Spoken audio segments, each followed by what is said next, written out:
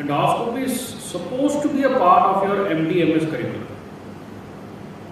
Okay, and it is relevant because it is going to complement your surgical practice. And one more thing, please understand that this is a training program to impart you the skills of GA endoscopy.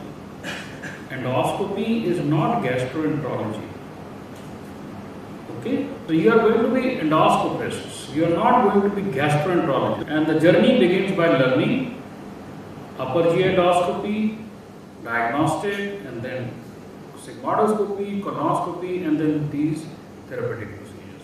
You see, this is a data from US. In 1 year, 75 million GA endoscopic procedures were done, including around 19-20 million colonoscopies.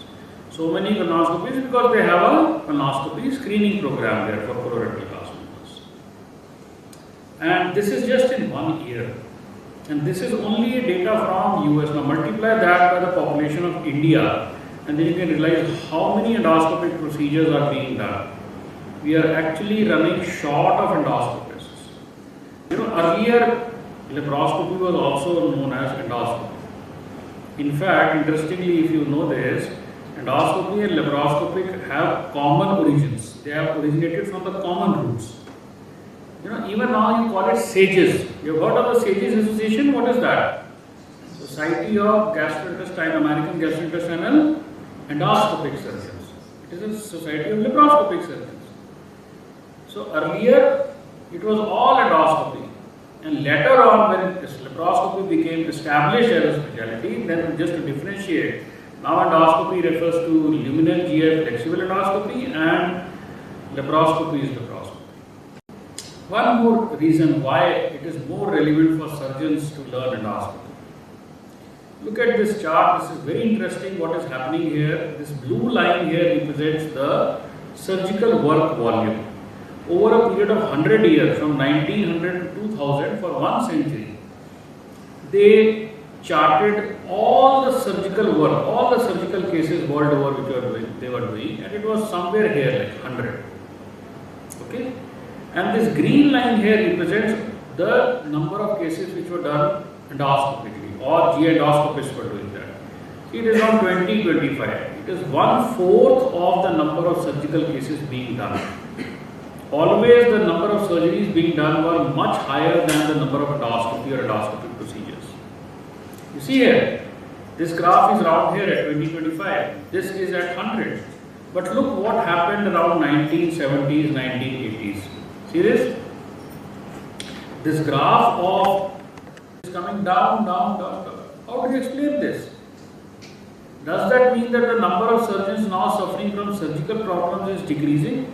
Are surgical problems becoming less? No. The population is increasing, the number of surgeries being done is increasing, the number of surgeons, the hospitals are increasing. Then how do you explain this downward trend in the surgical work volume? The answer is actually in this green graph here. Around the time that the surgical work volume graph has started to come down, the GI endoscopic work graph has actually started to go up, up, up, and it continues to go up, up. See that?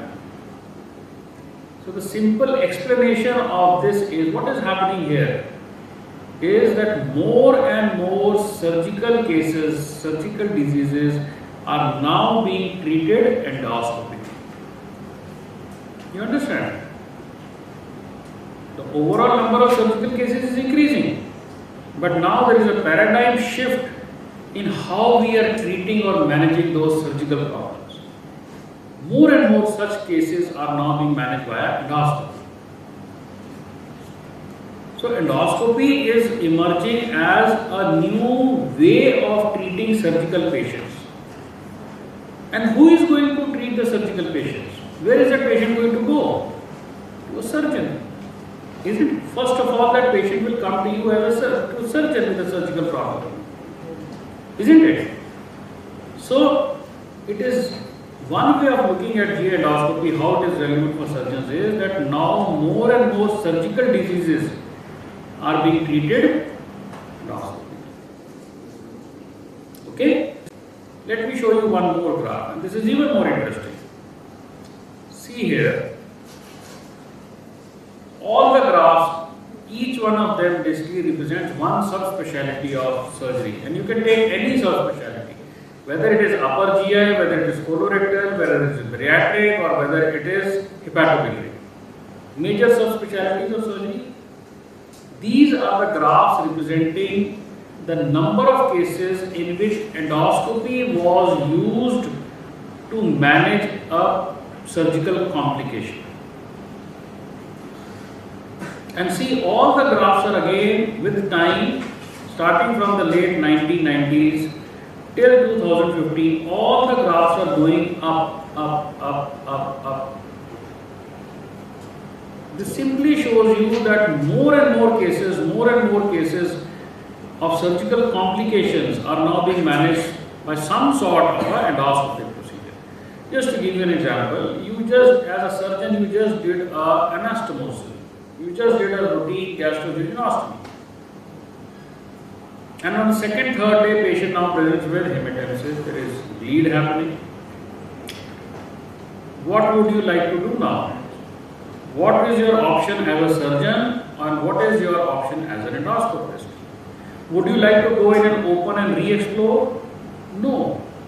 You would simply now ask the patient to undergo a upper GI endoscopy and see where the problem is. Is it an anastomotic side bleed or not? And whatever that bleed is, you can manage it endoscopically. So you have avoided a potential surgery. There is no need for a surgical treatment for this complication. As a delayed complication, now that anastomosis has developed a stricture. Now there is a stricture at the gastrojejunostomy which you created. Again, as a surgeon, your options are limited to either you revise anastomosis or you do a stricturoplasty. Isn't it? But as an endoscopist, you can simply go in, assess the stricture and do a endoscopic dilatation. Again, you have managed it via endoscopy and you have avoided a potential surgery. You see that? It's just emerging as a new and most of the time it is a better way of treating that surgical problem. So, this is just a short list just to drive home this point that how relevant endoscopy has become to surgeons nowadays. As I told you, more and more surgical procedures are now being managed or are being done endoscopically. CBD is the perfect example of that. So CBD used to be the domain of the surgeons. Whether it is obstructive disease because of a stone or a stricture, who manages the CBD problems? Obstructive jaundice, who manages? Surgeon manages. Isn't it? Always those patients used to come to a surgeon. Patient has obstructive jaundice and treat it, and you would go and operate.